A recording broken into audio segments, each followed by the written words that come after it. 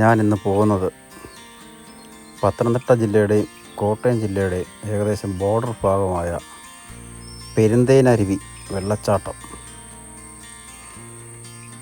ഞാൻ വന്നത് പെരുന്നാട് വഴിയാണ്. പെരുന്നാട് വഴി വന്ന് അത്തിക്കയം ജംഗ്ഷൻ എത്തുന്നതിന് മുമ്പേ ഒരു പാലമുണ്ട്. അവിടുന്ന് വലത്ത് തിരിഞ്ഞാണ് വന്നത്. റാന്നിയിൽ നിന്ന് പെരുന്തേനരുവിക്ക് വരാൻ റോഡുണ്ട്. എരുമേലിയിൽ നിന്ന് കനകപ്പാലം വഴി പെരുന്തേനരുവിക്ക് വരാനും വഴിയുണ്ട്.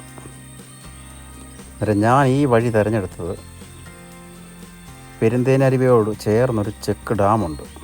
ആ ചെക്ക് ഡാമിൻ്റെ മുകളിൽ കൂടി വാഹനങ്ങളും കടത്തിവിടും.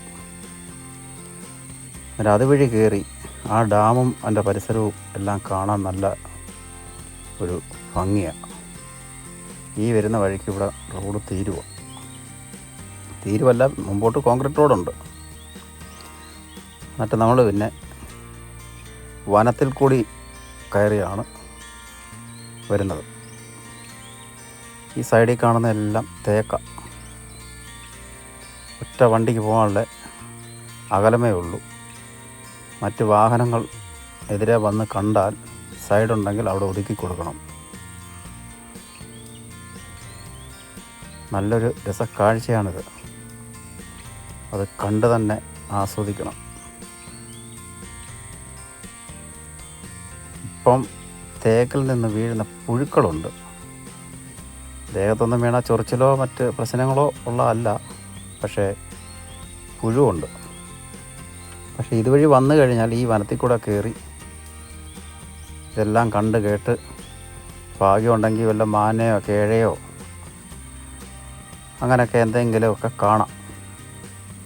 പിന്നെ ഭക്ഷണമാട്ടമൊക്കെ വരുന്നവർക്കൊക്കെ എവിടെയെങ്കിലുമൊക്കെ നിർത്തി തണുത്ത് നിർത്തി കാടുമൊക്കെ കണ്ട് ഭക്ഷണമൊക്കെ കഴിച്ച് ഇതുവഴി പോകാൻ നല്ലൊരു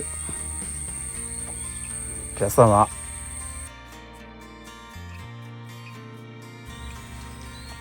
റോഡ് കോൺക്രീറ്റ് തെറുപ്പുണ്ട്. ഇതാ ചെക്ക് ഡാമിൽ നിന്ന് വെള്ളം കൊണ്ടുവന്ന് കറണ്ട് എടുക്കുന്ന ജനറേറ്റർ റൂമാണ്.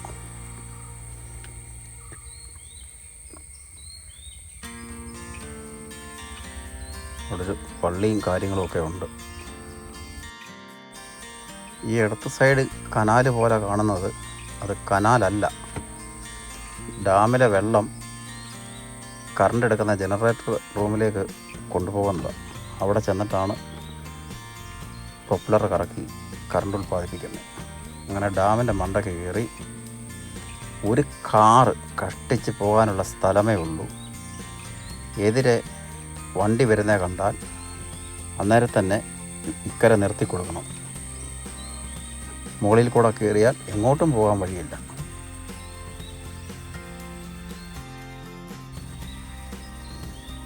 ഇത് ഡാമിൻ്റെ റിസർവയർ ഏരിയയാണ്. ഇതാണ് ഞാൻ മുമ്പ് കാണിച്ച ആ കനാല് പോലുള്ള ആ ഭാഗം. അത് ഇതുവഴി വെള്ളം തുറന്നിട്ട് ആ വെള്ളം അവിടെ ചെന്നിട്ടാണ് കറണ്ട് എടുക്കുന്നത്. ഇതാണ് പെരുന്തേനരുവിയുടെ പാർക്കിംഗ് ഏരിയ.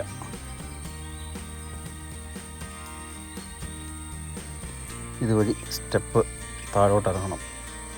ആഹാരം കഴിക്കാനുള്ള കടകളും ഒക്കെ ഉണ്ട്. കുട്ടികൾക്ക് ഐസ്ക്രീമും ഒക്കെ വാങ്ങാനൊക്കെ കൊണ്ടുള്ള ഐസ്ക്രീം പാർലറുണ്ട്. അങ്ങനെ അത്യാവശ്യം നല്ല പോലെ ഇറങ്ങാനൊക്കെ കൊണ്ടുള്ള സ്റ്റെപ്പുണ്ട്. ഇവിടെയാണ് ഈ പെരുന്തേനരുവി വെള്ളച്ചാട്ടം. ഞാൻ വന്നത് ഈ ഉണക്ക സമയത്തായതുകൊണ്ട് വെള്ളത്തിൻ്റെ നല്ല കുറവുണ്ട്. അല്ലെങ്കിൽ നമ്മൾ കണ്ട ആ പാറമടക്കിൽ നിന്ന് നിറഞ്ഞ വെള്ളം ഇങ്ങനെ ഒഴുകി വരും. കാണാൻ കണ്ണിന് നല്ല കുളിർമ തരുന്ന ഒരു കാഴ്ചയാണ്.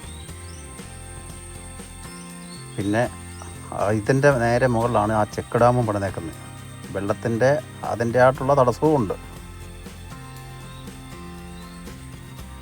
ഇതാണ് പെരുന്തേനരുവി വെള്ളച്ചാട്ടം. ഇപ്പം മഴയും കാര്യങ്ങളും ഒന്നും ഇല്ലാത്തത് കൊണ്ട് നമുക്ക് ആ വെള്ളത്തിൻ്റെ എല്ലാം അടുത്ത് പോകാം. കല്ലുകളിൽ പായലോ തെറ്റലോ ഒന്നുമില്ല.